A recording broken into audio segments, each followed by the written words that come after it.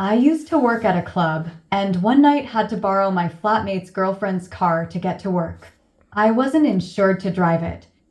Anyway, on the way back home about 2 to 3 a.m., I gave some coworkers lifts home, and when I had just one left to drop off, was probably going 40 to 45 in a 30 down this hill and got pulled over.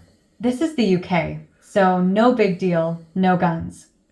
The cop comes and starts off with, "Good evening, sir. Do you know how fast you were going?" "No, but I am guessing too fast as you've pulled me over, sorry," said in a friendly, sincere way. He confirmed I had indeed been going too fast and asked if I'd been drinking.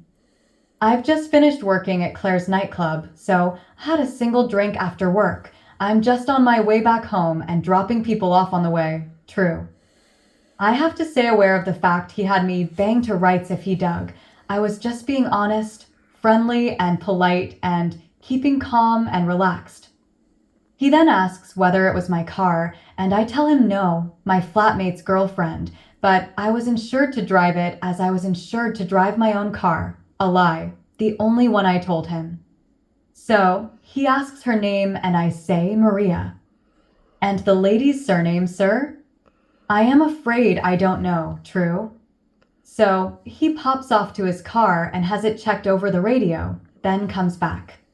"Excuse me, sir. According to the database, the car is owned by a gentleman in Paynton."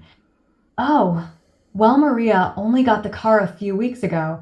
I guess she's not sent the papers in yet, true."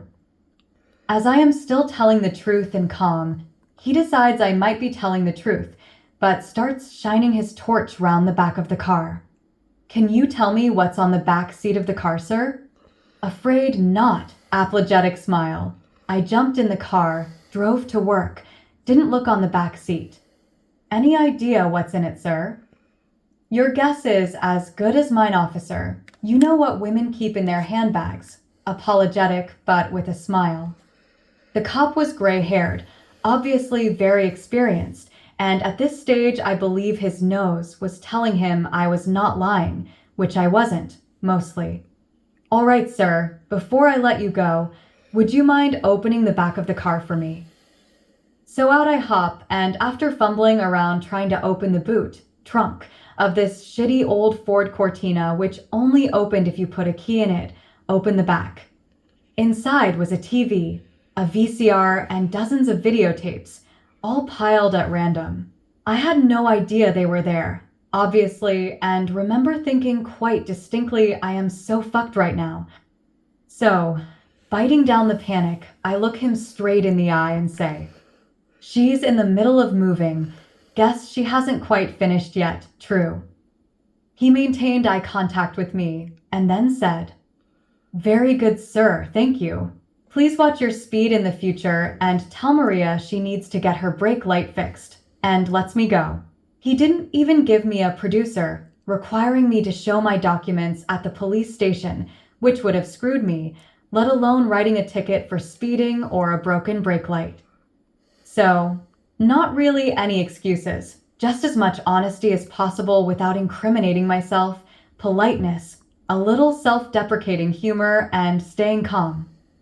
The guy in the car with me, he basically gets stopped by the police when he's back home all the time.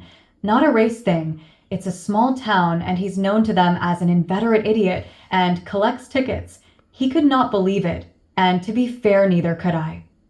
So I dropped him off and then went home and regaled my flatmate and his girlfriend with the story, whilst we get stoned on the half ounce of weed I'd had in my pocket the entire time.